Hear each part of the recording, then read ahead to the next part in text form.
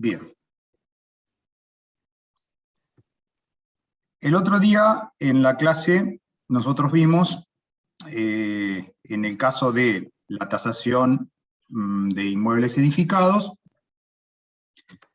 fundamentalmente lo que era la posibilidad de tasación por un método que llamamos o podemos llamar indirecto, porque lo resolvemos a partir de de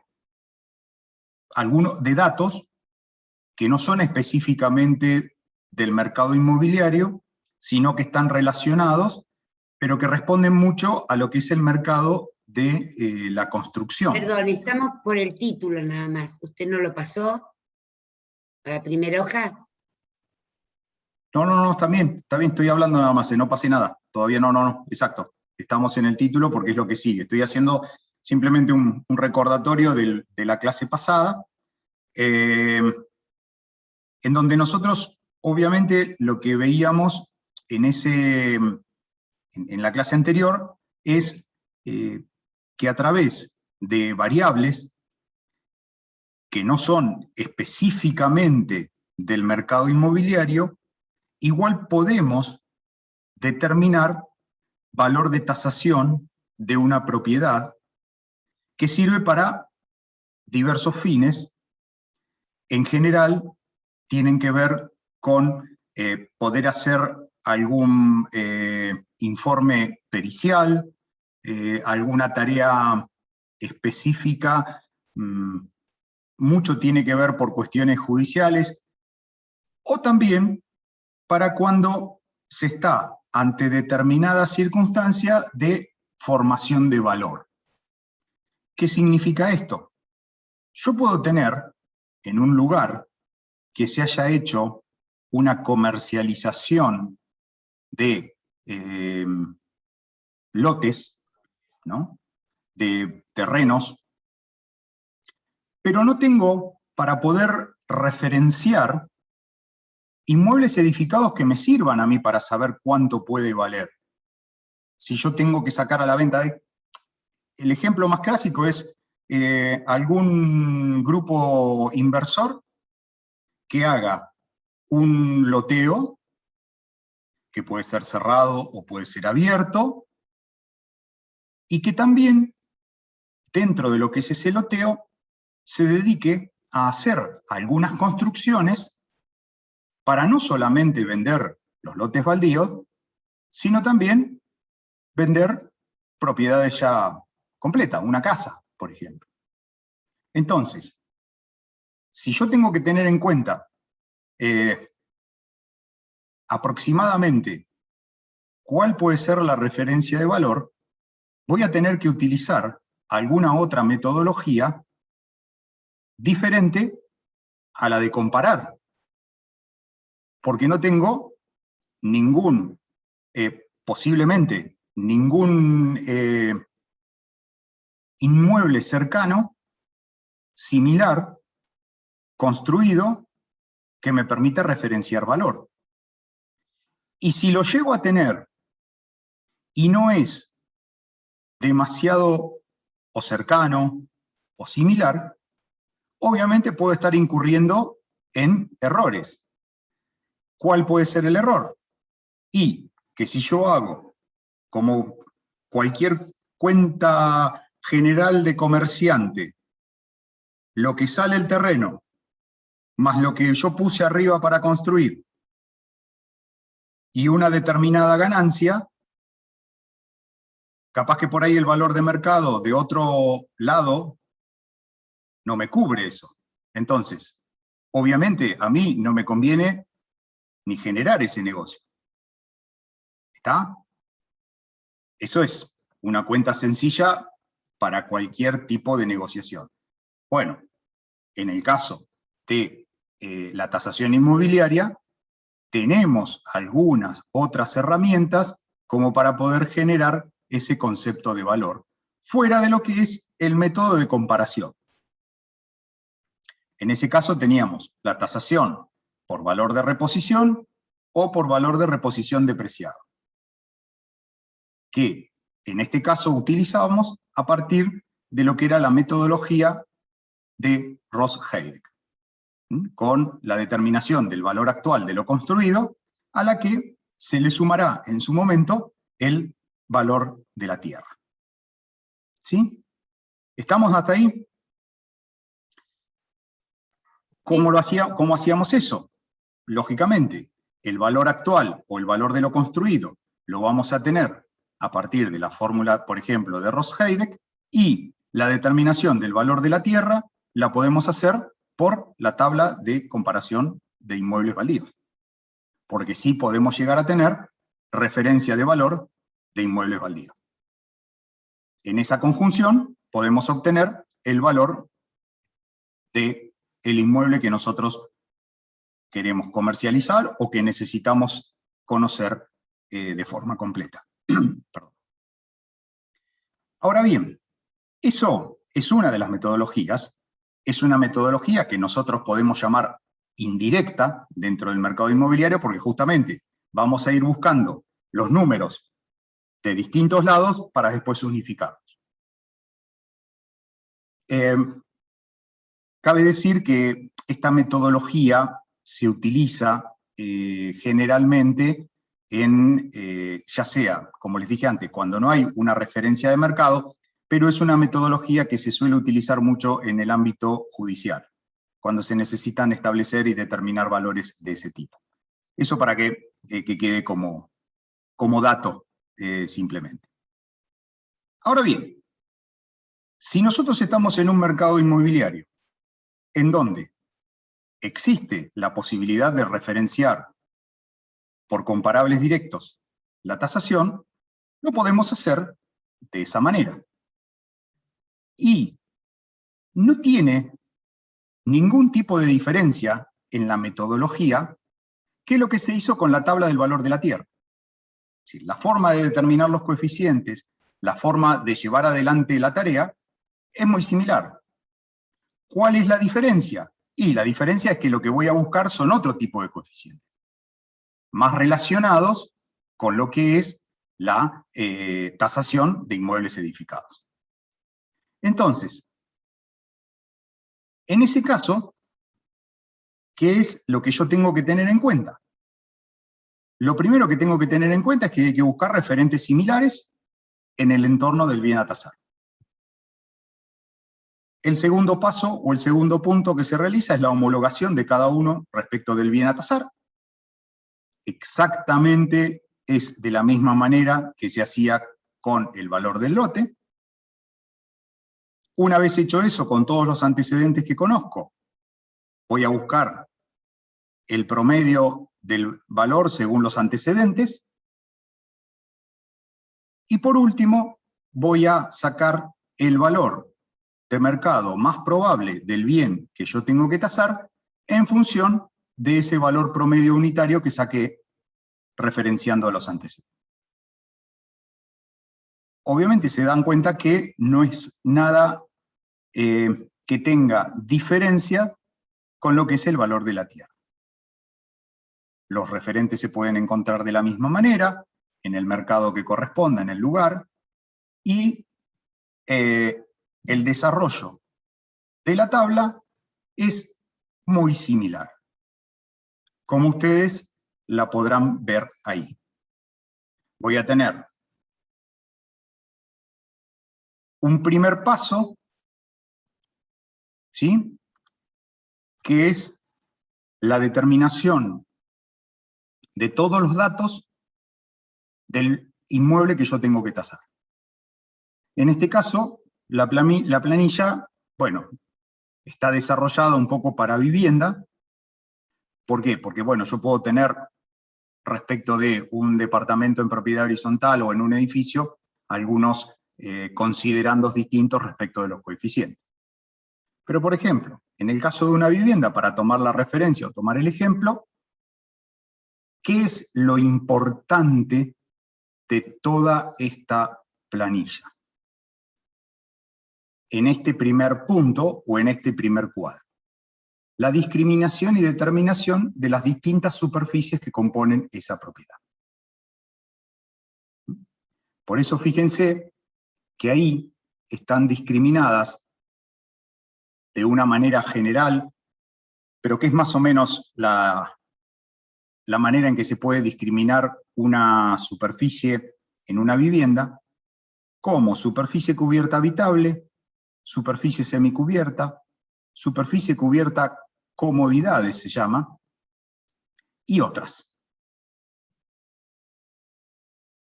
Después vamos a ver por qué está hecha esta discriminación y qué sentido tiene. Todo esto es importante para que cuando uno arranca en la determinación, no queden dudas de cuál es el inmueble y qué es lo que ustedes van a tasar.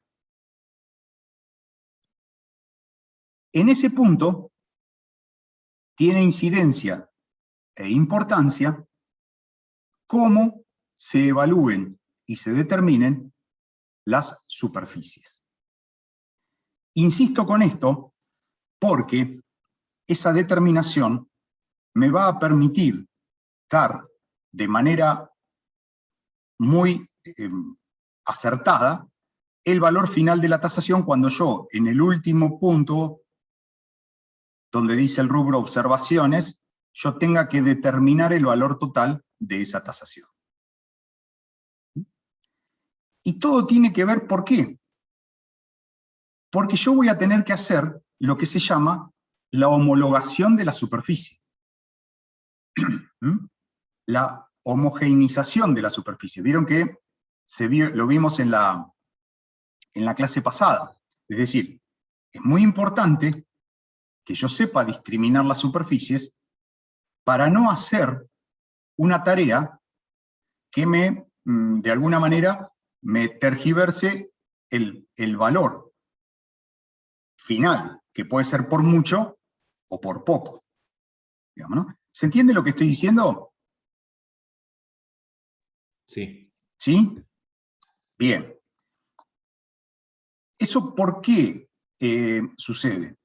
Porque yo, por ejemplo, puedo llegar a tener una vivienda donde tenga dentro de la superficie edificada un galpón. Y un galpón de una superficie importante me va a cambiar un número final. ¿Se entiende? Sí, sí. Bien. Voy a dejar de compartir pantalla para explicarlo un poquito con 3 números, simplemente para que lo puedan ver. ¿Sí?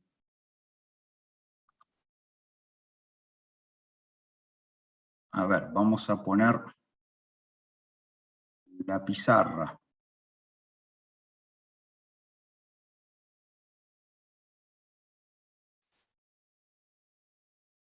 Bueno, ahora, como sucede siempre, no encuentro o no me permite compartir pizarra. Bueno, vamos a volver a la planilla y lo comparto ahí. Supónganse, yo lo voy a anotar acá y después lo borramos para que ustedes lo vean. Les quiero hacer esta cuenta. Supónganse que yo tengo una vivienda que tiene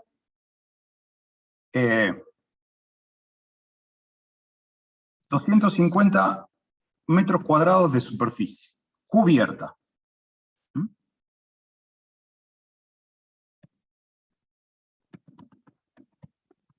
En total. Entonces, supónganse que yo terminé de hacer toda la planilla y me dio que el valor unitario promedio que yo puedo tomar es de 10.000 pesos. ¿No? Si yo hago la cuenta que corresponde serían 10.000 por 250, ¿no? ¿Estamos hasta ahí? Con lo cual, tendría un valor de 2.500.000. ¿Sí? Que sería, en primera instancia, y de acuerdo a lo que creo que corresponde, el valor de esa vivienda. Pero ¿qué pasa? Si yo me pongo a indagar un poco más, voy a ver, por ejemplo, que de esos 250 metros, yo tengo que de vivienda en sí son 100 metros cuadrados. Después tengo una semicubierta que es de 50 metros cuadrados. Y después tengo un galpón que son otros 100 metros cuadrados. Entonces, fíjense que el galpón tiene la misma superficie que lo que tiene la vivienda. Y que hay una superficie semicubierta de 50 metros cuadrados que es un montón. Por lo tanto, si yo me pongo a analizar, ese inmueble, que tiene su función principal ser una vivienda, no es una gran vivienda.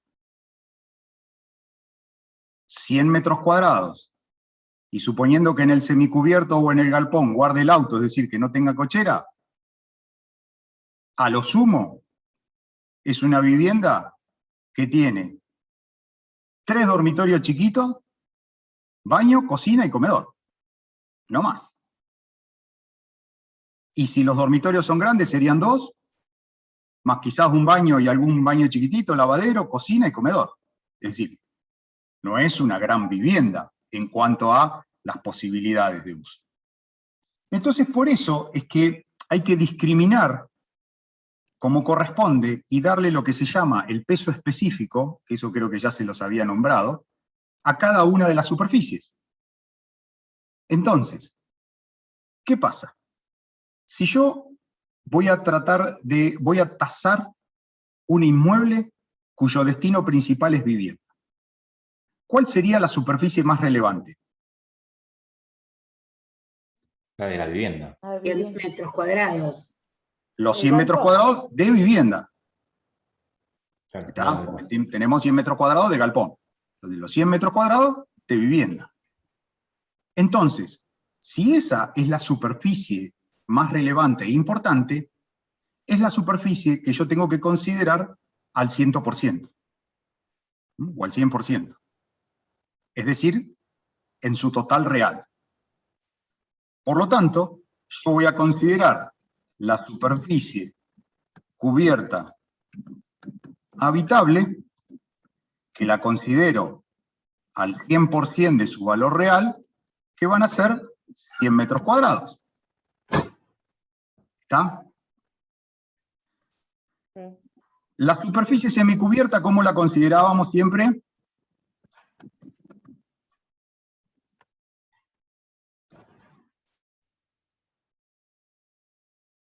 ¿Cómo la considerábamos? Al 50%, se me corta importa. Te escuché. 50% era la semicubierta. Te escuché exactamente. Entonces nosotros tenemos 25 metros cuadrados. Y después viene la superficie cubierta de galpón, que la podríamos encuadrar en la superficie otras, dentro del cuadrito que teníamos ahí. Y ahí, en la superficie de galpón, generalmente se toma entre el 40 y el 50% de su valor real. El 40 es, si es un galpón, muy sencillo.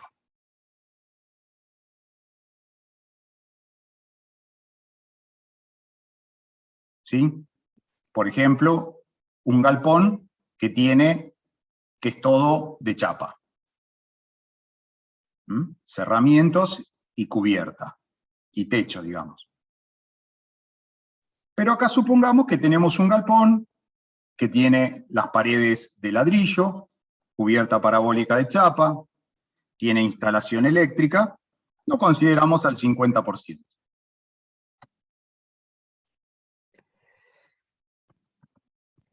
Entonces tenemos 50 metros cuadrados de galpón.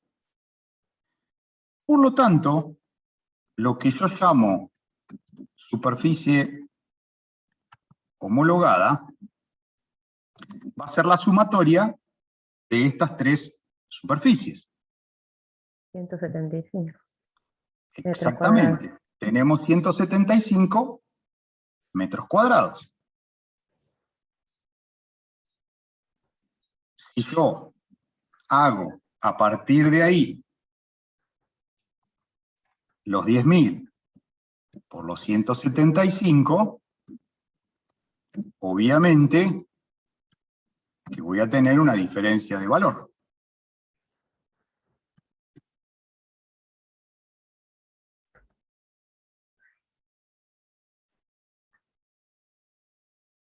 ¿Está?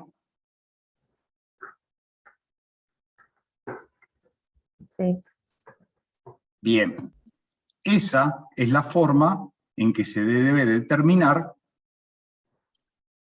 el distinto peso específico o valorización de las superficies que existen en un inmueble construido. ¿Qué es lo importante que hay que tener en cuenta? Que lo que tiene valoración completa o al 100% es la superficie que está destinada a el uso principal del inmueble o de la edificación. Una consulta. ¿Sí? Si este mismo ejemplo, bueno, quedaría casi igual, ¿no? Si hubiese sido para, no sé, un taller mecánico, ¿no? Comercial. Digamos, la casa hubiese sido, digamos, al 50% entonces. Por ejemplo, 50, 60, dependiendo de la calidad de la casa. Ah, está La bien. vivienda puede tener una mayor valorización, ¿no? Bien. Pero la superficie considerada al 100% tendría que ser la destinada al taller mecánico. Bien.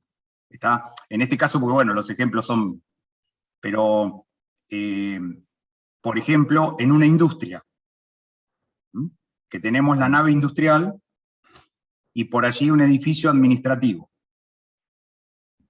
¿Sí? La nave industrial es el principal producto de lo que yo tengo que hacer. El edificio administrativo, obviamente que es un complemento de la nave industrial. Lógicamente, y en este ejemplo que estoy dando, tenemos que tener en cuenta cada caso en particular, porque por ejemplo puede ser un edificio administrativo de alta tecnología y nos cambia todos los papeles con respecto a la nave industrial. Pero lo que quiero significar es el concepto.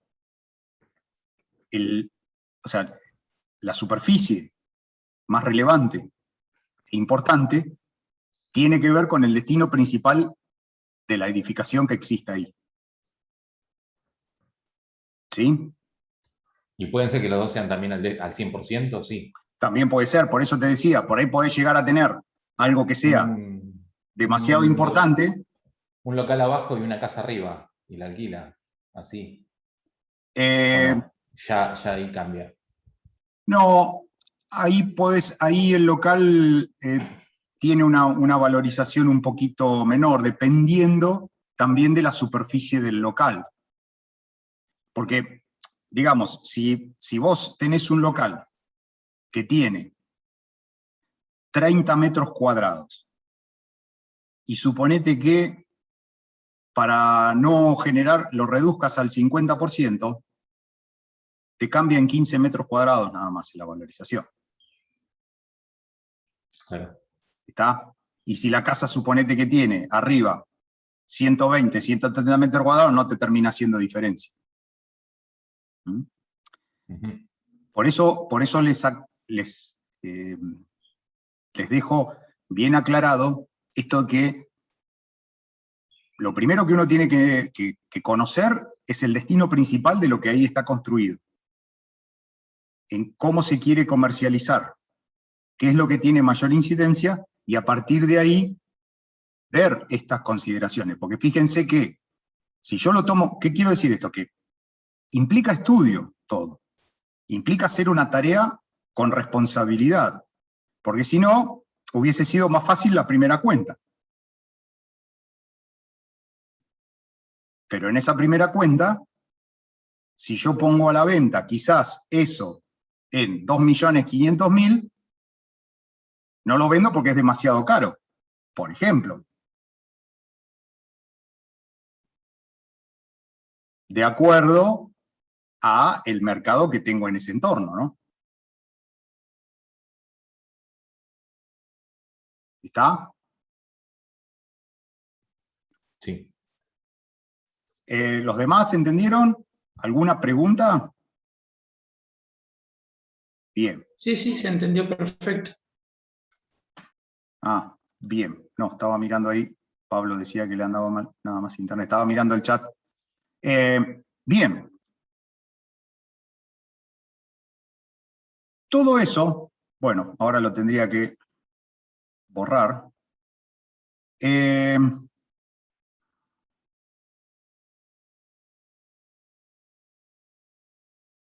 Aguántenme que quiero ver si puedo borrar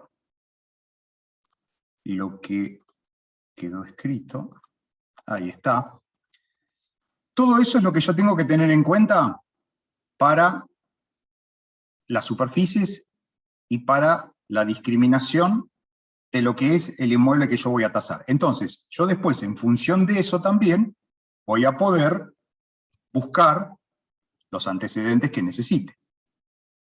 Y esos antecedentes lo voy a poder, o lo voy a homologar, y voy a poder determinar la evaluación o el valor unitario de mi inmueble respecto del comparable, tal cual lo hacía con los terrenos baldíos. ¿Cuál va a ser la diferencia? Que yo voy a cambiar el concepto de qué coeficientes tener en cuenta. Acá, lógicamente, voy a tener que tener más en cuenta la característica entre una y otra de las edificaciones que estoy teniendo. Por ejemplo, en el caso de viviendas, obviamente que voy a tener que tener en cuenta si tienen la misma cantidad de dormitorios o no, si tienen la misma cantidad de baños o no, si tienen la misma antigüedad o no, si tienen la misma ubicación o no. En ubicación hablo en el entorno y en el ejido en donde estén. Por ejemplo, si tienen la misma orientación o no, eso es en función de la posibilidad de iluminación y ventilación natural que tengan todos los locales. ¿Qué características constructivas tienen? ¿Qué mantenimiento tienen? ¿Qué comodidades puedan llegar a tener o no?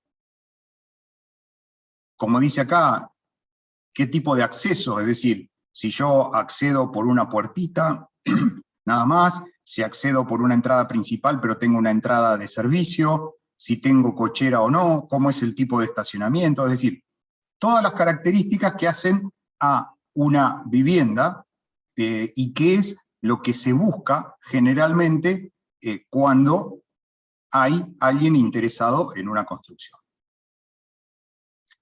Se desarrolla de la misma manera y se obtiene un valor unitario resultante para cada uno de los comparables, obteniendo después un promedio final que es el que yo voy a utilizar multiplicando por la superficie homologada. Esos 10.000 pesos que veíamos, que puede ser un final de evaluación, es el valor que yo voy a tener, perdón, sigo salteándome, es el valor final que yo voy a obtener como evaluación. ¿Está? ¿Sí? Piensen que esto es también una metodología, también una forma que va en línea con la metodología que vimos para evaluación de la tierra. El coeficiente, ahora tengo estoy media mareada, el coeficiente final no se multiplicaba por el valor unitario o por la superficie homologada. Donde dice observaciones, por ejemplo, El para valor llegar a ese final, valor. el coeficiente final, promedio de coeficientes. El total, sí. El promedio de los coeficientes va multiplicado por el valor unitario y me da el valor unitario resultante. Bien, porque Exacto. había dicho por la superficie homologada, perdón. No, después, el final, el promedio final. El de abajo Eso del es lo que había todo. anotado. Claro, el promedio Claro, final se multiplica por el valor unitario. Exactamente. Yo estaba aquí, sí. Y después se hace el promedio, y ese promedio, que serían en este caso los 10.000 pesos que yo tomé antes, se multiplican por la superficie cubierta homologada. O la superficie edificada homologada, que responde a la superficie cubierta. ¿Por qué hago esta ratificación de hablando de superficies? Porque acá tenemos algo que tenemos que tener bien en cuenta. ¿Y qué es? Que cuando yo estoy determinando la evaluación de un inmueble edificado, fíjense que en ningún momento hablé del valor de la tierra. ¿Por qué no hablé del valor de la tierra? Porque el valor de la tierra es un valor que está incorporado en el valor total con el que yo estoy trabajando. ¿Sí? Cuando ustedes ven el valor que tiene una vivienda que está ofrecida en el mercado, les dice 100 pesos. Cuando hablan de esos 100 pesos, no dicen que esos 100 pesos son 60 de lo construido más 40 del terreno. En ningún lado lo dicen. ¿Por qué? Porque el valor es todo uno. Entonces, cuando yo trabajo con inmuebles edificados, fíjense que después, cuando hacemos el valor unitario es el valor que yo tengo ofrecido por esa propiedad dividido la superficie cubierta homologada de esa propiedad. Y yo trabajo con los metros cuadrados construidos. En el rubro coeficientes hay uno que dice patio, por ejemplo, que justamente es el que me permite a mí determinar si yo tengo una casa con mucho patio, con poco patio, y ahí es donde se evalúan, de alguna manera, los metros cuadrados que tengo descubiertos. ¿Sí? O sea, eso lo que sería el patio se puede tomar como patio o como posibilidad de construir algo más también.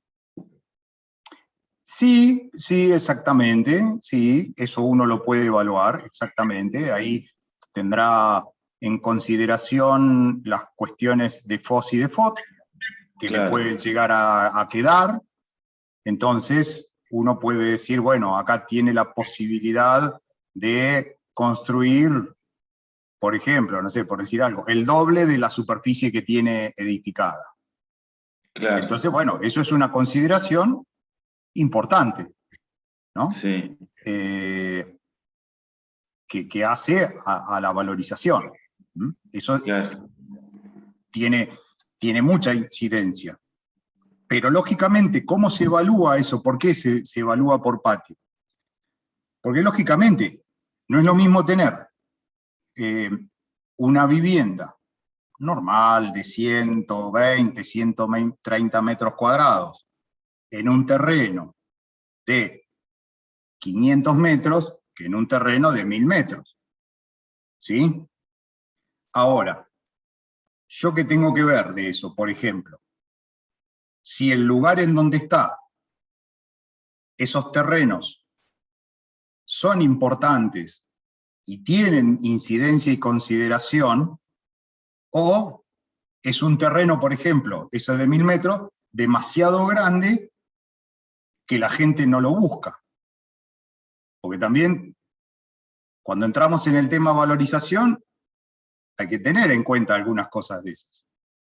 Claro, por ahí Porque la tenés gente dice, un terreno gigante y no tenés nada de FOS, ponele nada de FOS y es puro. No, pero dejemos de lado eso. Por allí, vos tenés una linda casa en un terreno muy grande y no tenés mercado porque la gente no quiere cortar mucho pasto. Claro, de verdad, es un laburo también mantener. ¿Entendés? O sea, lo pongo como un ejemplo muy burdo, pero por allí puede ser eso. Sí, sí. ¿Está? Entonces, esa gran cantidad de metros cuadrados no te va a terminar representando mucho más valor en lo que es la consideración. Claro, para la funcionalidad que va a tener, ponele. Sí, o para cómo el mercado lo esté requiriendo. Claro. Vamos a esto.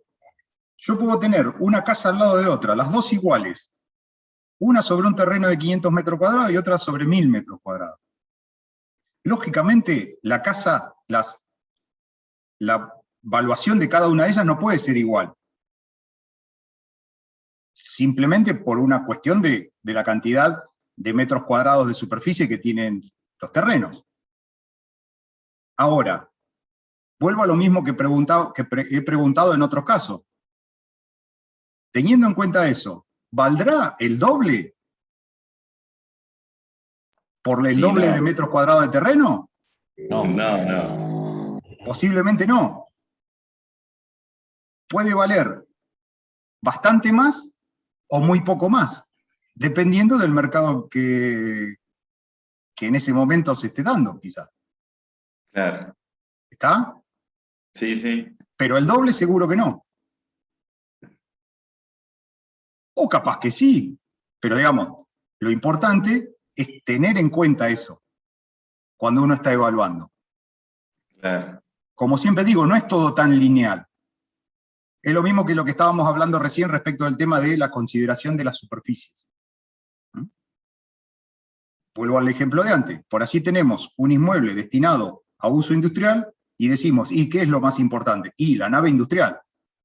Pero resulta que al lado, para utilización administrativa, gerencial y comercial, hicieron un edificio inteligente. Con eficiencia energética y todo lo que es. Entonces, ¿qué hacemos? ¿Se entiende? Sí, sí, sí. Bien. Bueno, ese es el concepto que tiene que prevalecer, digamos. Después los números van saliendo en la medida en que uno va trabajando. ¿Está? Pero siempre es importante el concepto previo de lo que yo estoy aplicando. ¿Está? Bien. En estas imágenes están desarrollados también, y lo van a tener en los PPT, cada una de las partes y de las secuencias que yo les marqué en la planilla general, cómo se determinan las distintas superficies, cómo se tiene que desarrollar los inmuebles, o sea, qué significan los inmuebles comparables cada uno de estos sectores, y ahí voy obteniendo el valor, y el valor final del inmueble a tasar va a ser la superficie homogeneizada por el valor unitario resultante, que me determina el valor final del bien que yo tengo que tasar.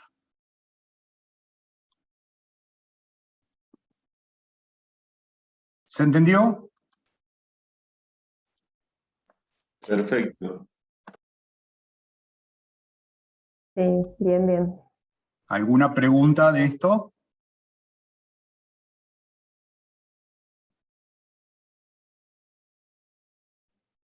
¿Por ahora nada? Por ahora nada. Por ahora nada. Bien. Tal cual. Perfecto. Por ahora y solo por ahora. Sí, Y ¿quién? estamos con el parcial acá. Yo por lo menos. Hay como Sí, otras conoceré del preguntas. tema. ¿Cómo se ríe? De No, nosotros? ¿saben por qué? Porque no cambia la cosa. Pasan años y la clase previa al parcial es...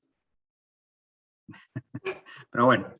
Bien, perdóname, Siguen los Marianela. artistas, como dice el dicho. Cambia todo, pero siguen Menos los los seis, artistas. exacto. Perdóname, Marianela, te corté. No, iba a decir, por ejemplo, en la superficie descubierta, cuando hago una pileta nueva y la casa es más antigua, o hago algo en el patio lindo, ¿cómo se consideran esas cosas? ¿Alguna parrilla nueva? Eso se incorpora, por ejemplo, algo que se llama comodidades. Y como siempre digo también, los coeficientes no son coeficientes cerrados y uno puede, en esa tablita, cambiar algún coeficiente. Entonces, en el caso, por ejemplo, que estás planteando vos, que decís, yo voy a tasar todo tipo casa quintas, ¿no? Por decir algo así. Entonces, en una casa quinta va a tener importancia, por ejemplo, si tienen esas comodidades que vos estás diciendo o no. Y va a ser un punto, más allá de lo constructivo, de la cantidad de superficie cubierta que haya, si tiene esas comodidades o no esa casa quinta. Entonces eso lo evalúa uno de acuerdo a esa circunstancia. ¿Mm? Pero la superficie de pileta no se toma como superficie. Se toma como comodidad. ¿Mm? Bien. Siempre tengamos en cuenta lo siguiente, porque podemos estar, ustedes podrán decir, sí, bueno, pero no es lo mismo una pileta de las que, por ejemplo, vienen hechas, fibra, ¿no? De fibra, que tenga unos 15 metros cuadrados, una profundidad, y otra hecha in situ, de material, de hormigón, de lo que fuere. Bueno, en esa consideración uno puede tener en cuenta esa comodidad o no. Pero no va a ser por la superficie que va a tener una diferencia. Va a ser por una característica constructiva más bien. Y lógicamente, si yo tengo una casa que tiene una linda pileta, supónganse de 20 metros cuadrados, y hay otra casa que tiene una pileta de 60 metros cuadrados, y la realidad es que las grandes... Eso pasaría lo mismo que con el patio. Si las dos piletas son de uso familiar, y no sé si mucha gente querrá la de 60 o la de 20, porque empieza con la de 60 a pensar en todo lo que tiene que gastar para mantenerla. Son muchos litros más de agua, y de productos, y de mantenimiento, por ejemplo. ¿Por qué? Porque bueno, el que la hizo de 60 era porque era el dueño que la tenía antes, pero no es algo... Claro, no siempre por ahí el dinero que uno le pone a la casa se ve reflejado después en el valor, ¿no? Lógicamente. Eso puede pasar. Sí, exactamente. Porque ustedes ya saben que... Como que no es directamente proporcional, digamos, a lo que se invierte, a lo que se va a obtener, digamos. O sea, por más que le ponga la pileta más cara, no, tal vez no sea lo más redituable después al final, ¿no? El tema, o sea, en tu planteo pusiste algo importante, el tal vez. Porque por allí puede ser. Pero tampoco sabemos porque nosotros estamos insertos en un mercado, con los movimientos económicos y de demanda que puede haber. ¿Está? Entonces, si es quizá por lo estricto que se invierte, por allí la evolución de los precios de mercado no reflejan la cantidad de plata que vos le metiste arriba. ¿Está? Claro. Esos temas, lógicamente, tienen mucho que ver también con cuestiones de desarrollo económico y, bueno, otros aspectos que no son específicos de tasación, digamos, ¿no? Que ustedes por allí lo charlarán también en alguna otra materia. Pero justamente, haciendo una conclusión, que también tiene que ver mucho con mi profesión, ¿no? Con ingeniería. No siempre todo lo que se invierte se puede llegar a recuperar. Pero bueno, por eso digo, hay varios condimentos. Vieron que siempre hablamos de la importancia y lo que vale la recopilación de información. Y en eso tiene que ver no solamente que yo incorpore en la recopilación de información los buenos antecedentes, sino también los contextos.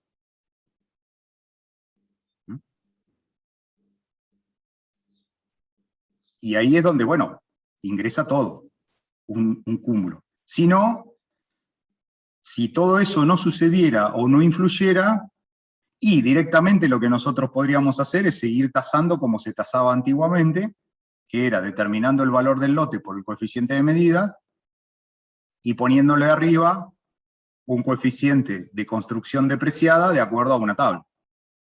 Y lo hacemos todo matemáticamente y no nos preocupamos. ¿Está? Listo. Bien. ¿Preguntas de esto? ¿Nada? Bueno. Vamos a avanzar. ¿Con qué? Y con ver, por ejemplo, cómo se puede desarrollar un informe de tasación. ¿Bajo qué aspectos o parámetros se puede considerar?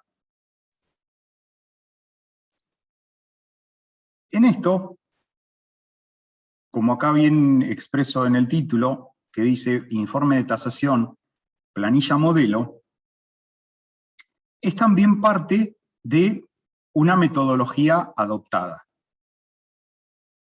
Esto no significa que esta metodología adoptada sea la metodología única, oficial, existente. Simplemente es que esta es una metodología donde se incorporan en este tipo de planillas los datos que son necesarios para que cuando uno hace un informe de tasación, el interlocutor que va a recibir ese informe y necesita ver de qué se trata y bajo qué características y aspectos se hizo ese trabajo para llegar al resultado que se informa, se pueda leer, se pueda interpretar y se pueda entender. También puede haber un informe de tasación en el que yo agarro una planilla, una hoja o un Word y escribo y detallo todo. Y también es un informe. ¿Sí? Esto es una especie de modelar las características o lo que es importante y necesario, y que está hecho en función de lo que establece el Banco Central para los informes de créditos hipotecarios. En función de esa planilla modelo es que está hecho o armado esta, para tener una guía y una orientación. En esta planilla es donde van a tener que hacer el trabajo final. ¿Tá? Perdón, profesor, cuando usted dice esta, es la que estaba en la... Vamos a ver, ¿cómo? Cuando dice en esta planilla, ¿es la que estaba mostrando antes? Porque ahora se ve solo No, esto no, que no, dice. no, no, no, no, en esta que voy a mostrar ahora, en esta planilla modelo que voy a Todavía no mostrar la ahora. está mostrando. Todavía no no la están viendo, y tienen el Excel entre el material que hay en el Moodle. Es una planilla Excel para poder ir completando. Ahora vamos a empezar a ver la planilla. La planilla tiene distintas hojas y distintas características. En la primera hoja, en la primera parte, tiene todos los datos necesarios para identificar tanto al inmueble como a la propiedad. ¿Sí? Entonces, ahí lo que yo voy a volcar son los datos que yo considero necesarios para poder luego hacer la evaluación. Y para que la persona que está viendo ese informe entienda de qué se trata. ¿Sí? Entonces, yo voy a tener en una primera instancia que voy a hacer toda la información de ese trabajo que estoy haciendo. Entonces voy a tener el nombre del cliente, si estoy en una empresa que tasa, cuál es el nombre de la empresa, cuál es el nombre del tasador, etcétera, etcétera, ¿no? Todo voy a poder determinar dónde está ubicada por dirección, cuáles son los datos catastrales del bien que yo voy a tasar, qué tipo de propiedad yo voy a tener que tasar o cuál es, y datos adicionales. ¿Qué es lo que tiene esto en cuanto a la rigurosidad de todos los datos? Dependiendo para que yo tenga que terminar el informe. Si es un informe de uso privado, por allí hay datos que no son estrictamente necesarios. Si es un informe que yo tengo que hacer oficialmente, sí, muchos de esos datos son importantes porque yo lo estoy exponiendo ante algún, por ejemplo, tema judicial. Una vez que tengo la información sobre todo lo que tengo que tasar, hago una descripción muy somera y sintética, expresada en datos generales, de lo que es la propiedad. Entonces, yo voy a poder determinar qué tipo de construcción está sobre la que está hecha, cómo es la ubicación, la calidad de ubicación en el ejido en donde está, cómo es en líneas generales, por ejemplo, el valor comercial de ese inmueble, porque eso da una idea de lo que va a venir después. El valor comercial va a tener de malo a excelente esa gama de opciones en función de lo que yo pueda averiguar de ese lugar. Y después datos, ¿no? ¿Qué calidad de construcción hay? ¿Qué calidad de mantenimiento? ¿Cómo son los detalles de terminación? Bueno, los que están expresados ahí, ¿qué tipo de cerramiento, de garage tiene, de estacionamiento, etc. Esto es en la misma planilla, lo que dice como descripción de la propiedad sigue después, están dispuestos en distintos slides por una cuestión de tamaño, para que se vea, pero esto es en la misma página.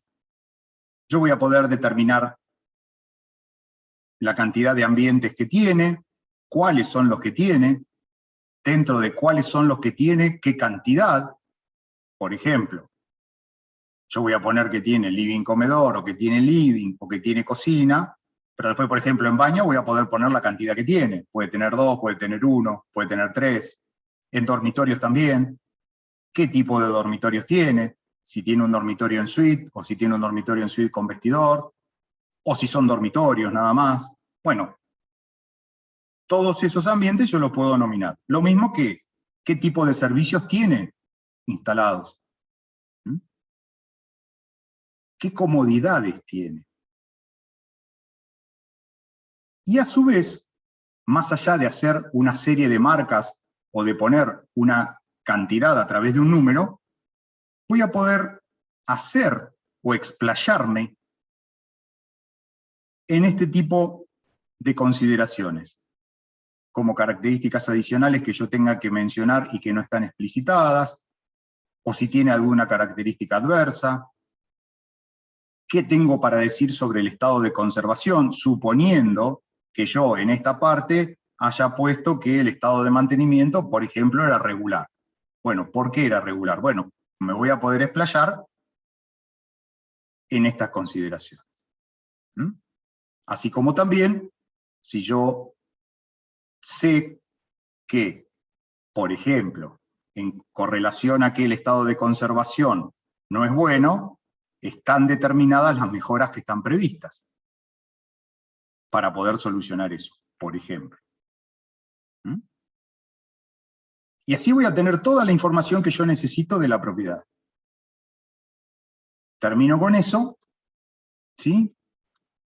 Y paso a...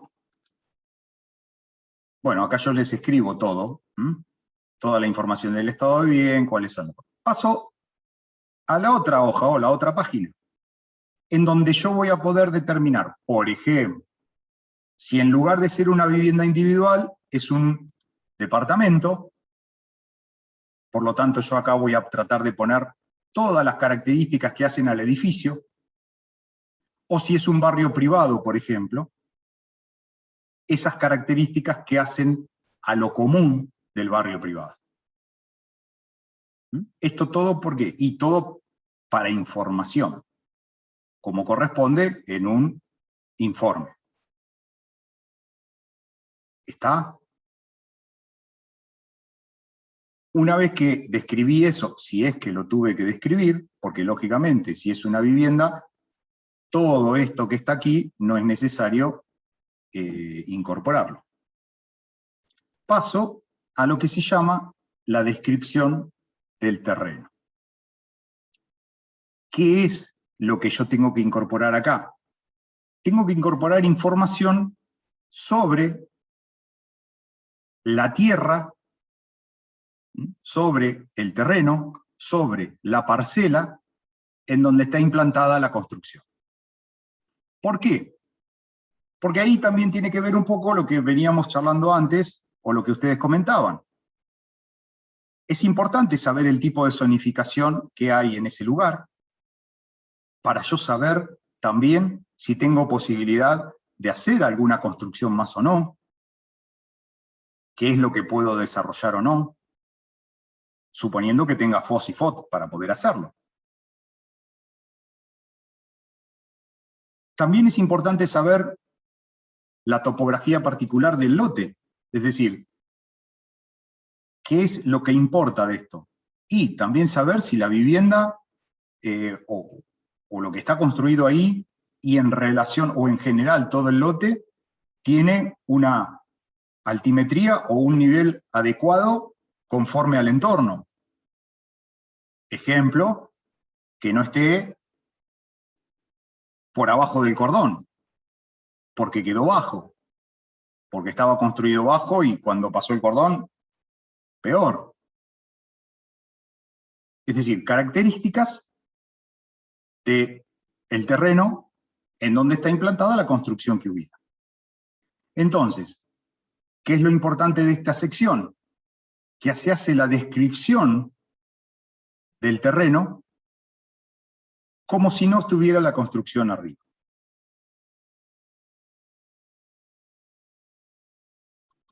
Y ahí voy incorporando todos los datos. Cuando se habla, por ejemplo, en un caso como vista desde el lote, es como en alguna oportunidad charlábamos, es decir, depende el terreno donde esté ubicado, cómo sea el entorno.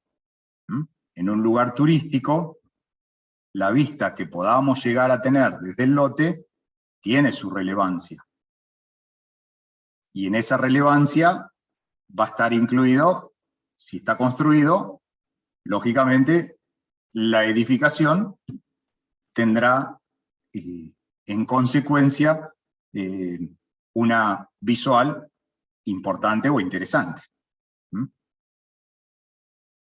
Salvo que le hayan pifiado y la vista estaba buenísima, hicieron la casa al revés. Pero bueno, ahí ya sería otro problemita. ¿Sí? Bien. Y ahí se irán marcando en cada uno de los rubros que yo tengo que tener en cuenta, los servicios que tiene, por ejemplo, cómo están las calles de acceso a ese bien. Y como siempre hay para cada uno de los rubros que yo estoy marcando,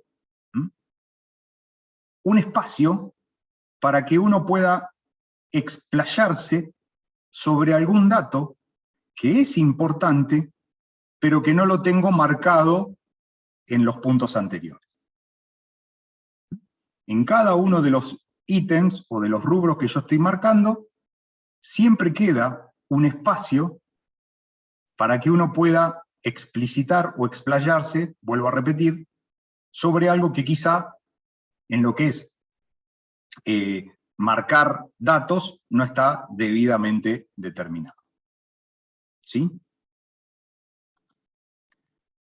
Acá es una generalidad que se incorpora en cuanto a la cantidad de metros para, de alguna manera, tener ese dato que estábamos considerando anteriormente, que es saber la cantidad de metros cuadrados de patio o de superficie descubierta que me queda. Acá, por ejemplo, podemos estar hablando como en el ejemplo que yo les puse, si tenemos en un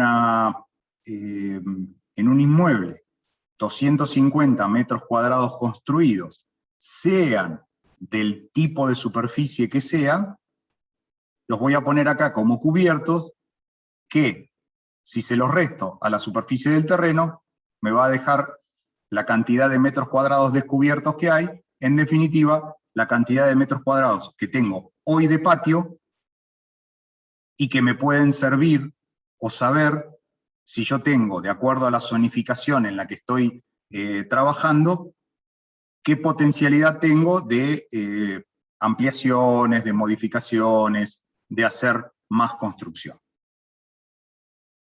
¿Sí? ¿Estamos? Bien. Así como fuimos describiendo la propiedad, fuimos describiendo el terreno, también tenemos otro apartado en donde se hace una descripción del barrio, donde se hace una descripción del lugar en donde está implantado ese inmueble. Y allí se van a ir incorporando distintos datos, como están indicados acá, qué tipo de barrio es,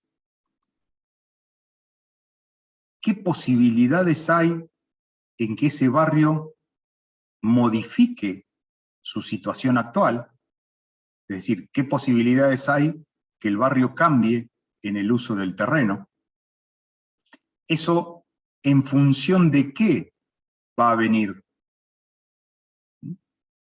Y esto es pregunta, ¿en función de qué va a venir?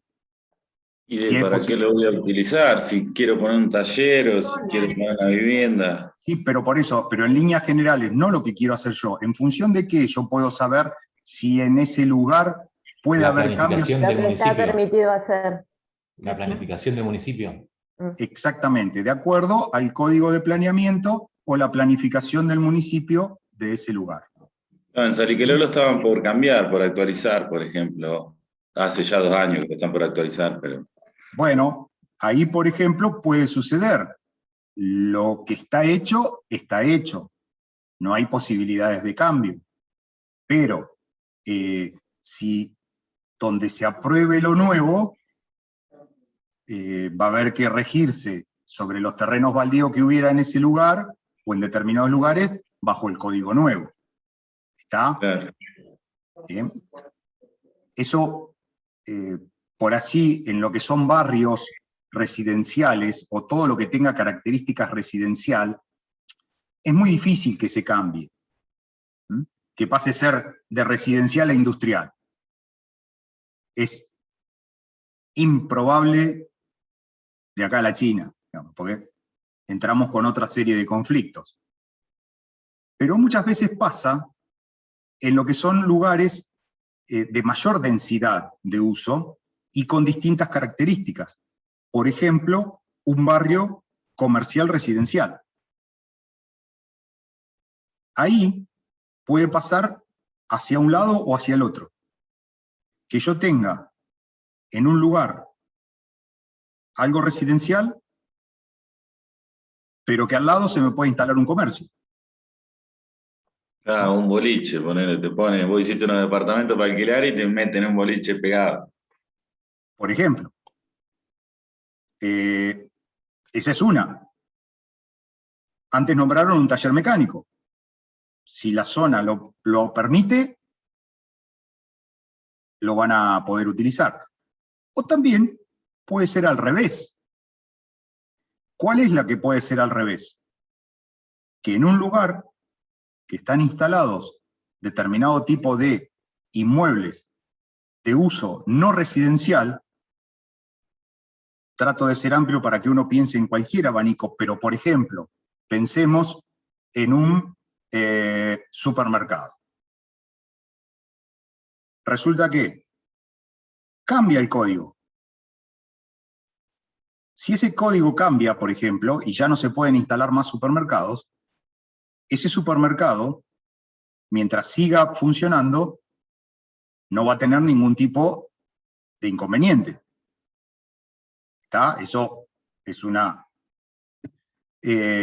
reglamentación en cualquier lugar, digamos.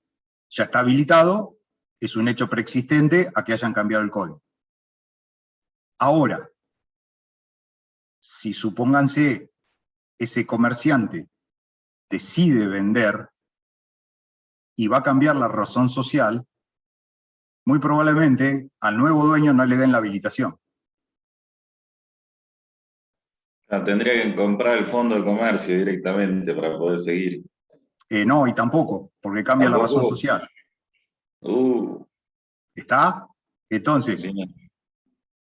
Por eso digo, uno lo piensa siempre el cambio de uso de terreno, si yo tengo una casa y el cambio de uso me permite que al lado me pongan un boliche, como dijeron ustedes, pero también del otro lado hay que tenerlo en cuenta.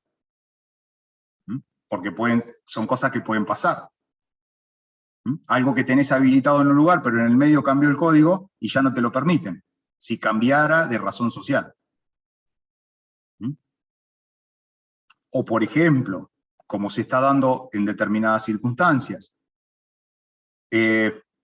lugares que han cambiado las condiciones de habilitación de determinados comercios, y el comercio que vos tenés viene con una reglamentación vieja, por ese motivo te piden que hagas algunas reformas, pero no te la exigen obligatoriamente porque vos ya estás habilitado, pero si viene uno nuevo a querer continuar con ese negocio, con el mismo tipo de negocio que en esa zona está habilitado, te hacen hacer determinadas reformas. Entonces no es que vos vas a ir a comprar directamente el comercio. Vas a ir a comprar el comercio, pero también tenés que saber qué tipo de condiciones vas a tener que cumplir para poder habilitar.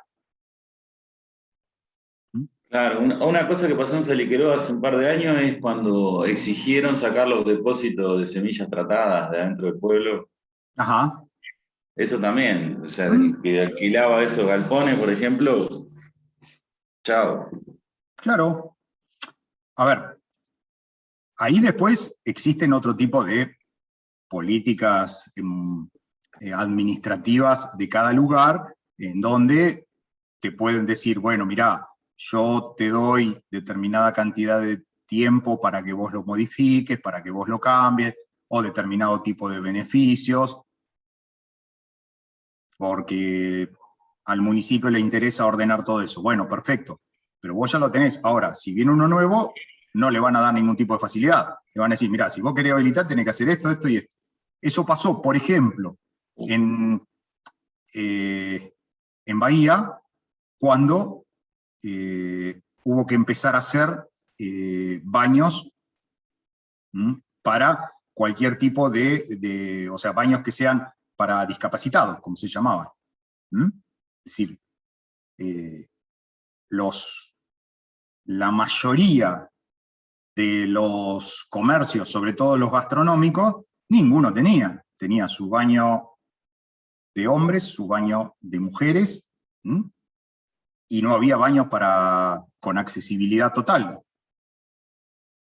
Mientras eso existió, se hicieron las reformas, se invitaba a hacer las reformas a los existentes, pero si se cambiaba de razón, lo iban a tener que hacer sí o sí si querían tener habilitación. Por ejemplo. Y así es como, digamos, eso es importante conocerlo como información. Porque es otra de las tantas cosas que hacen a las posibilidades de comercialización de un inmueble. Claro, por eso es tan importante el 50% de la información. Y lógico, porque también tenemos que tener en cuenta que hay inmuebles que es imposible, hasta desde el punto de vista arquitectónico y funcional, poder adaptarlo a nuevas reglamentaciones. Claro, porque te piden también medidas mínimas de cada lugar. A ver, en todos lados pasa lo mismo. Posiblemente se puedan hacer, pero yo hablo, por ejemplo, y lo doy porque me tocó, con lugares que son gastronómicos. En realidad, en todos esos lugares, la mayoría de las veces, desde el punto de vista ingenieril, arquitectónico, se puede hacer. El problema está en la cantidad de mesas que tenés que sacar, respecto de la que tenía, por ejemplo. Entonces, ahí es donde después viene la otra parte. Si la cantidad de mesas que tenés que sacar hacen que después la cuenta de rentabilidad no te dé. Claro, para poner un restaurante. Que cierre los números. Claro, exactamente. Entonces, todo bárbaro. Pero si eso implica que después no se puede hacer, o los interesados empiecen a hacer los números, y van a decir, no me conviene. Y más ahora después de esto del COVID, viste que van a controlar más el aforo. Sí, en el tema del aforo sí, lo que pasa es que ahora han cambiado algunas cosas porque, por ejemplo, en la mayoría de los lugares ya ahora no hay, o sea, hay que tener baños de accesibilidad completa, pero por ejemplo no baños, los baños pueden ser, bueno, no sé cómo lo llaman ahora, si binarios, unisex o lo que se quiera llamar, digamos. No es necesario tener baños discriminados por sexo, exactamente, claro. Sí. Baños mixtos. Entonces, eso en algunos casos ayuda también a determinados espacios en la determinación.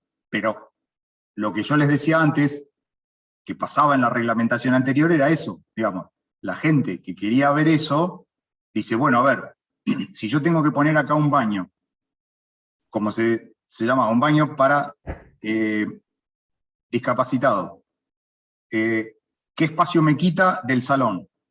Bueno, tantos metros cuadrados con el acceso, con la rampa que hay que dejar, con todo. Perfecto. ¿Cuántas mesas representa? Tantas. Ah, pero si yo primero tenía pensadas tantas mesas y ahora me saca esta, no me cierra el número. El número de negocio, digo. ¿Está? Entonces, todas esas situaciones hay que tenerlas en cuenta, y muchos tienen en cuenta lo que se llama el cambio principal en el uso del terreno. Acá nos fuimos un poquito con el tema de las habilitaciones y todo, pero de lo que hablamos al principio, respecto de si puede existir la posibilidad de que se cambie el uso del terreno, bueno, entonces ahí tenemos que tener presente esa circunstancia. Eso lo consultamos en el municipio. Eso hay que consultarlo, claro, en el código de planeamiento o de planificación o de zonificación, que se puede llamar también, del municipio correspondiente, exactamente. Perfecto. ¿Está? Eso es muy importante, tenerlo en cuenta. Fíjense algo que es tremendo, pero que eso como a veces las cuestiones de planificación hace que a futuro se complique. En el polo petroquímico de Bahía Blanca estaba previsto mucho antes de los barrios de vivienda que se hicieron alrededor. No la localidad de Ingeniero White, eso existía, era preexistente. Pero los barrios que hay, que se llaman barrios vialidad fundamentalmente y todo, eso no estaba cuando se había puesto la piedra fundamental del futuro polo petroquímico.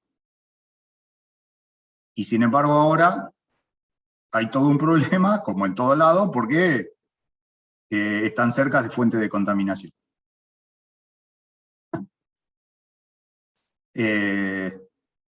Sin ir a ese extremo, que tiene que ver con otras circunstancias y que exceden a una determinación de un profesional, martillero, ingeniero, lo que fuere, que estuviera desarrollando una tarea, es importante conocer esas posibilidades. En Saliqueló pasó algo parecido con los silos que quedaron en el medio del pueblo. Y bueno, hay gente que se queja del olor. Claro, ahí hay que ver, ¿no? Esto obviamente es como todo. Uno tiene que aprender a saber o empezar a ver, bueno, entramos con el tema de si primero el huevo o la gallina, pero justamente hay circunstancias que se pueden controlar o se pueden saber. ¿Está? Ejemplos. Más allá de las circunstancias que hayan pasado y de alguna serie de aditamentos.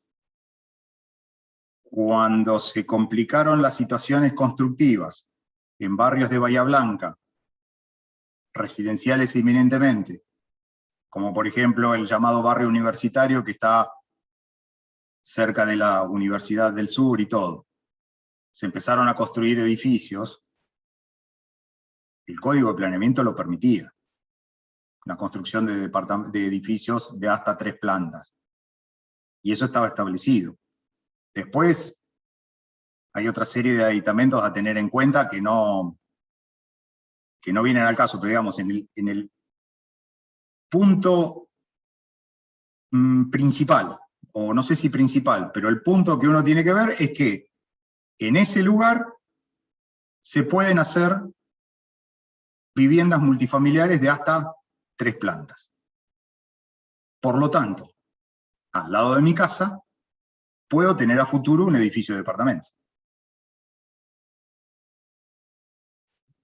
Pero hay torres, ¿no? No, bueno, por eso digo, hay algo, no, lo que pasa es que sobre la avenida Alem, por ejemplo, se pueden hacer torres, pero eso es una cosa aparte.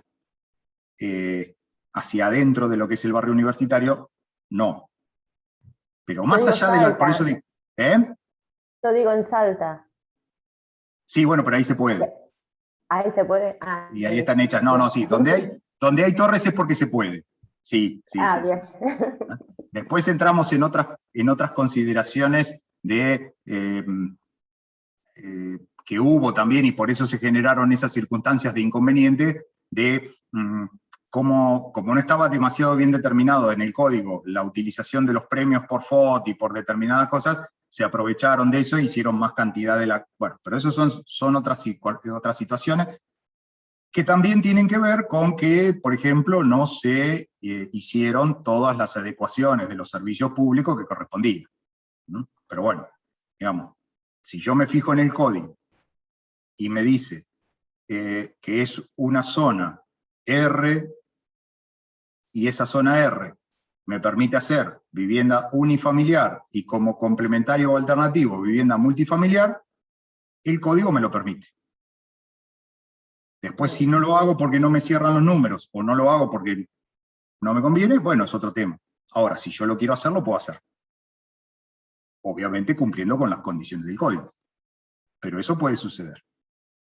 ¿Sí? Por eso es importante esa información y saber lo que se desarrolla en el barrio. Y así, bueno, tenemos varios datos para tener en cuenta, para conocer, para saber cómo evoluciona. Tanto los valores de la propiedad, como los valores unitarios.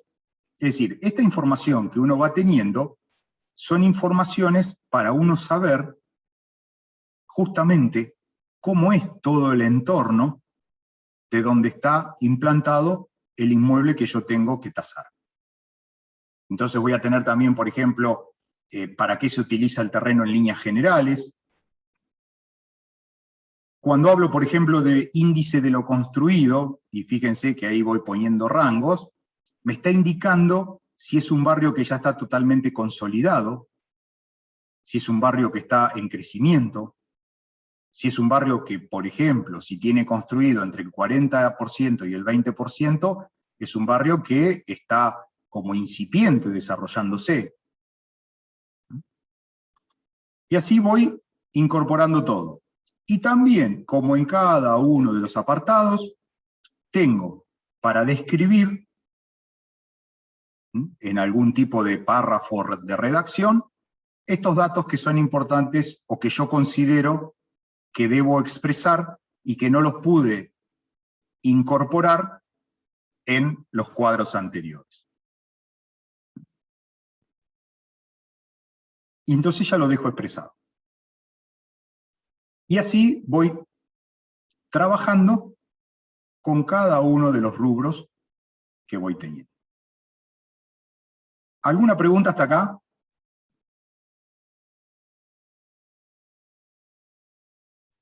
De mi parte no. ¿Se va entendiendo? Sí. Bien. Una vez que se pasa a otra de las hojas, en este informe se incorporan los datos de los antecedentes o de los comparables que yo elegí para poder determinar la evaluación. En el caso de un informe, o de este tipo de informe, generalmente se incorporan hasta 3 antecedentes. Esto es, como lo dije al principio, para aquel que tiene que ver el informe pueda entender cómo son las características del barrio donde está, que yo ya las fui describiendo, pero empiezo a ver a partir de inmuebles que están a la venta y que se utilizan como antecedentes. Entonces ahí se van incorporando todos los datos que voy teniendo y están explicitados para poder determinar de alguna manera general las características del inmueble que yo tomo como comparable.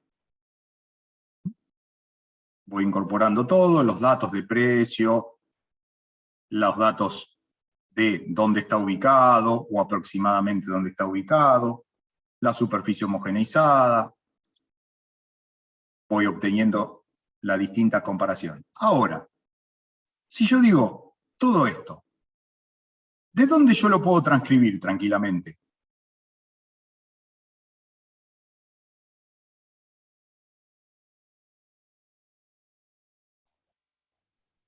De la primer planilla.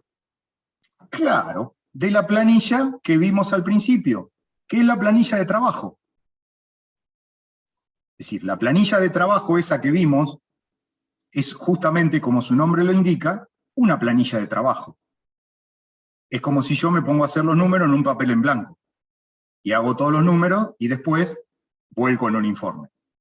Bueno, la planilla de trabajo, como su nombre lo indica, es una planilla de trabajo. Y después acá voy a volcar los datos que me está pidiendo esta planilla modelo o este modelo de informe para poder representarlo en ese informe completo. Ahora, mi trabajo profesional lo hice en la otra planilla. ¿Sí? Que dicho sea de paso, esa es una planilla personal, de uso privado. Pero que ustedes en el trabajo final me la van a tener que entregar.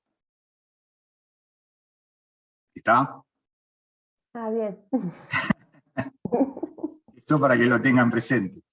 Y de algún lado, tenerla la vamos a tener que tener porque de algún lado vamos a tener que sacar estos datos. Sí. Claro, lógico, lógico, sí. O sea, hecha la van a tener hecha, pero quiero decir que desde en la tarea profesional, ¿no? Cuando ustedes trabajen profesionalmente, nos queda a nosotros. pueden utilizar este modelo de informe, pero no necesariamente van a tener que entregar, o no correspondería, entregar la otra planilla, porque es una planilla de trabajo. Bien, bien, bien. Pero como en este caso el profesor es hincha, esa se la van a tener que entregar. Perfecto. ¿Está? Bien. Pero bueno, se vuelca ahí todos esos datos. Y bueno, hay una serie de comparación de características y todo que lo vamos a... esto, bueno, es para ponerle un poquito de onda a la tarea, ¿no? Con mucho ojo. Exactamente. Y atención requerida. ¿Por qué digo esto? Porque eso ya lo vamos a ver. No se los voy a comentar ahora cómo se resuelven las crucecitas que tienen que ir en cada una de estas características. Porque hay como una regla. Pero eso se los voy a explicar en la clase que viene para no... O sea, como no hay apuro, no quiero meter toda la información ahora, ¿sí? Pero ya les va a quedar esto, se van a acordar del Minion y van a ver que esto hay que tenerlo en cuenta al momento de determinar. ¿Por qué? Primero y principal porque estas características que se ponen acá no son todas las que ustedes elaboraron en la planilla, sino que son las más relevantes a los efectos de que la persona que está leyendo el informe entienda de qué se trata. Por eso se hace. Justamente porque la otra planilla, que es esa planilla de trabajo, es la que hace a la tarea profesional. Por eso no es necesario, de alguna manera, como yo les decía, presentarla. Porque es una planilla de trabajo. Como cualquiera de nosotros, en la profesión que tenga, desarrolla sus bosquejos, o hace lo que tiene que hacer, y después presenta el resultado final. Sin indicar cómo llegó. ¿Está?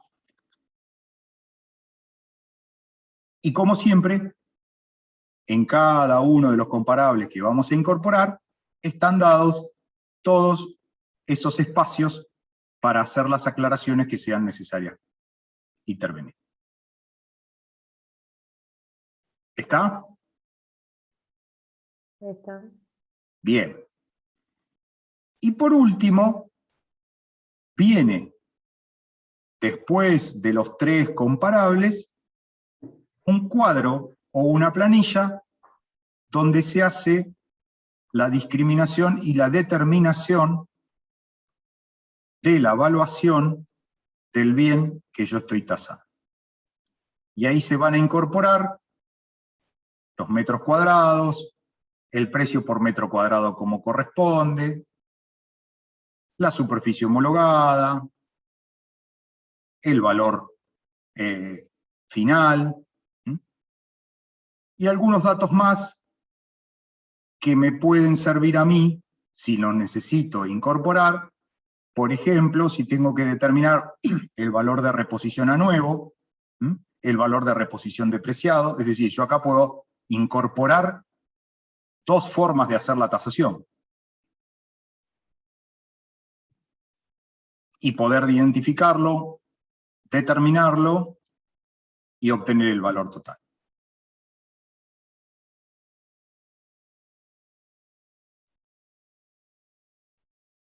¿Qué es lo que se hace normalmente en un informe de tasación?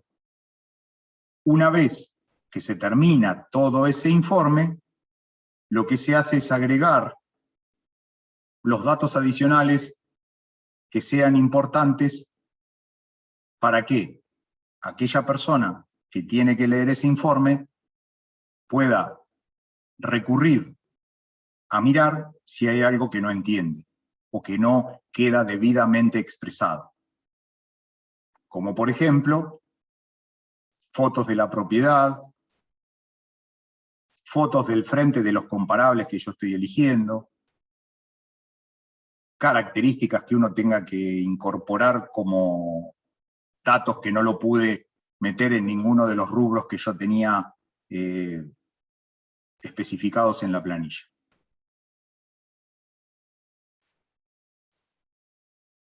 Y ahí se llega a un buen trabajo final.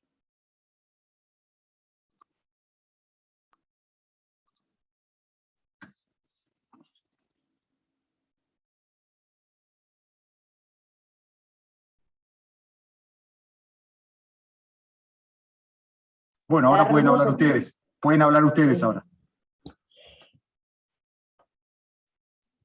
Una consulta, profesor. Ese último punto ahí donde pedía el tema de las fotos, de los comparables y bueno, todas esas cosas. Eso tiene que ver con el trabajo práctico, ¿no? En sí, con lo que va a ser el trabajo nuestro cuando entreguemos un informe de tasación.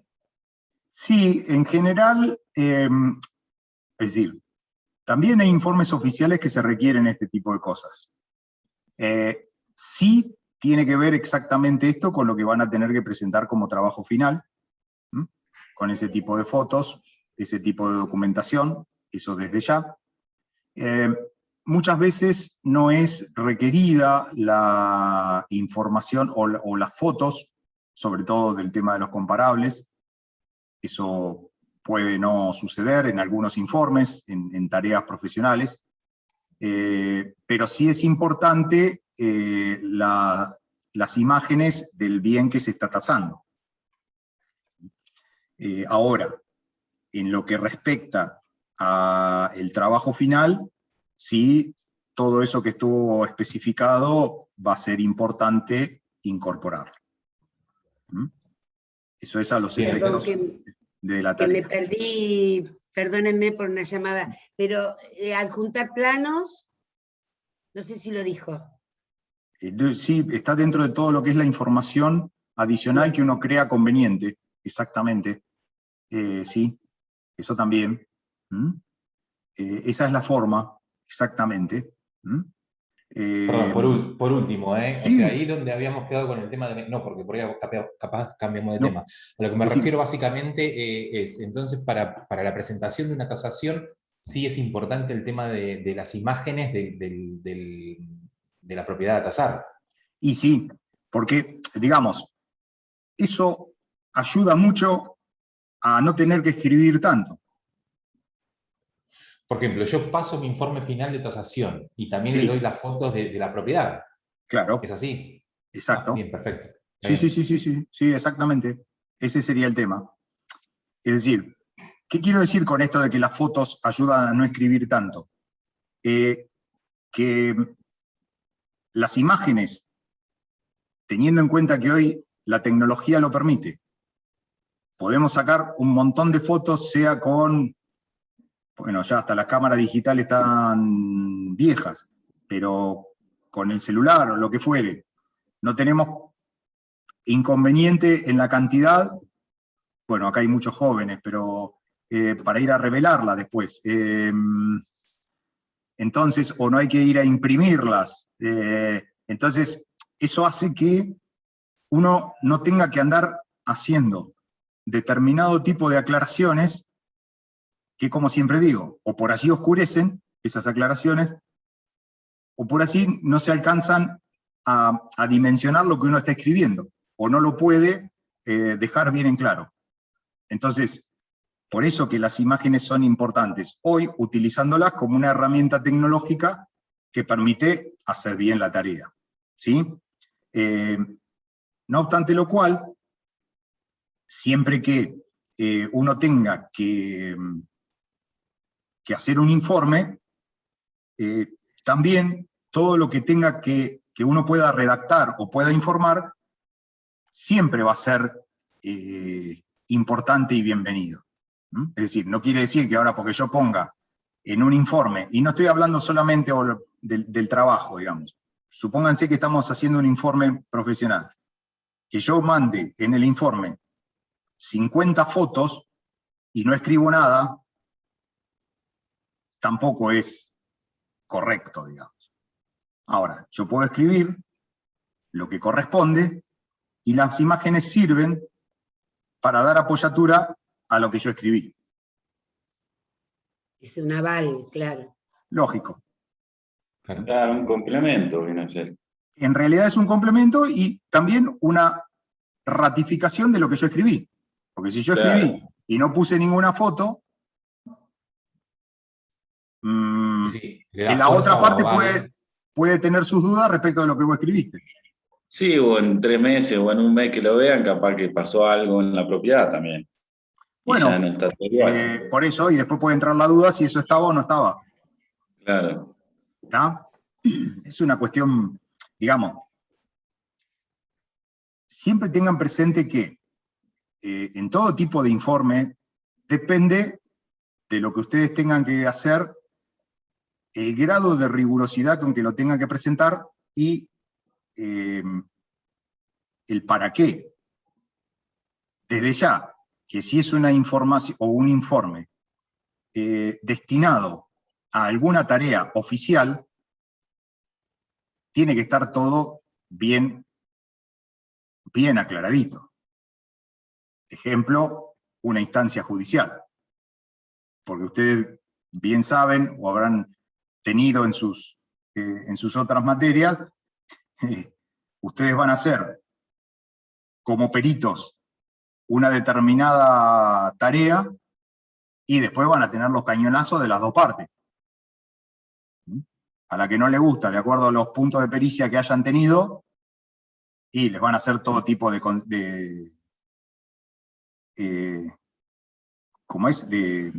preguntas y de impugnaciones. Entonces, y el juez va a tener que decir, ¿y usted cómo me lo aclara? Bueno, yo también puedo decir, acá está todo aclarado, para eso están las imágenes respaldatorias, por ejemplo. Entonces, esas herramientas que hoy están, es importante. Lo mismo que, a ver, sin ir más lejos, cuando uno tiene que ir a hacer un relevamiento de un bien. Y hoy, perfecto, uno va, tiene memoria visual, puede anotar en cualquier cuaderno un montón de cosas, pero el hecho de sacar un montón de fotos y después, en la medida en que uno va trabajando, ir haciendo el pasaje de secuencia de fotos para ir afirmando, y hoy es irreemplazable. Sí, en la práctica profesional todos nos dijeron que cuando se haga el mandamiento de constatación hay que tratar de poder ir con el oficial de justicia y sacar fotos, si es posible. Que se asuma. Y lógico, hoy no tiene sentido no hacerlo, si se puede. No tiene sentido no hacerlo, porque está la posibilidad.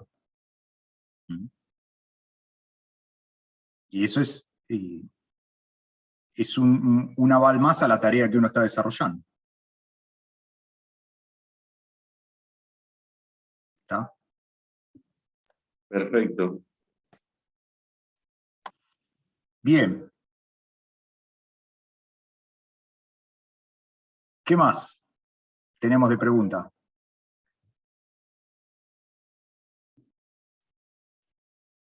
Fecha del trabajo final, ¿la había dicho? ¿Cómo? Fecha para la entrega del trabajo final, ¿ya lo había dicho? No, tampoco lo tengo, pero es para el final del cuatrimestre. Bien.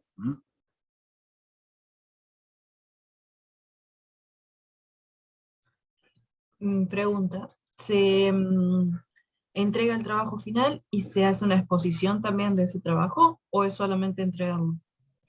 No, en principio es la entrega y si está todo 10 puntos, 10 puntos. Si hay algo para revisar o para ver, puede haber un intercambio oral, digamos, para ver de qué se trata, cuál fue el criterio, una especie de exposición. Pero primero, para ver eso, tienen que estar entregados los trabajos y entonces a partir de ahí verlo. Entonces, ¿el trabajo cómo es? O sea, ¿se entrega y va a haber corrección del mismo en Claro. el caso de que se necesite? Sí. Entonces, si hay algún Claro, punto donde no se tomó claro. en cuenta, se devuelve para corregirlo. Exactamente. O sea, al final del trabajo sí o sí va a tener que estar bien hecho. Claro, exactamente. Sí, porque puede ser, por ejemplo, ahí estamos en otro punto respecto de lo que, por ejemplo, le contesté recién a María Rosa. Digamos, yo lo que dije fue, si el trabajo requiriera algún tipo de aclaración, pero digamos, está bien, pero hay algo que no entiendo, eso será un intercambio de O hay alguna que hacer charla. ajustes, o hay que hacer ajustes. No, eso es otra, espera un cachito. Eso es otra cosa.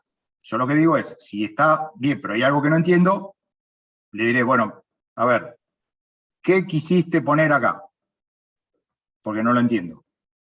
Si me lo contesta y lo entiendo y está bien, perfecto. Si está mal, ahí sí viene la otra parte que pueden ser ajustes que haya que corregir. Algún otro puede ser que lo mire y directamente les diga hay cosas que corregir, porque entendí y estaban mal. ¿Está? Entonces, al final, justamente, el trabajo va a quedar, que es lo que también pretendo, cerradito con moño. O sea, claro, la propiedad no hay forma de que al final termine mal tasada.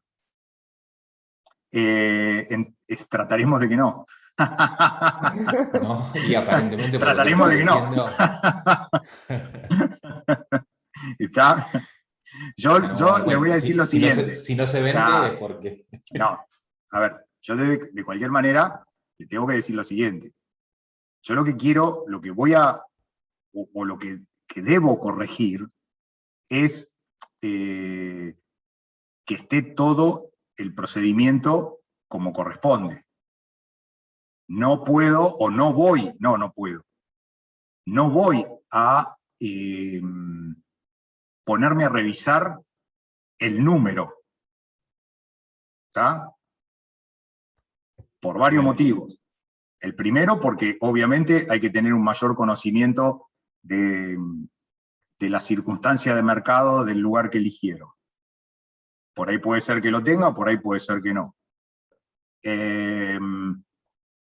Pero fundamentalmente es importante el que los conceptos que se fueron dando estén bien aplicados.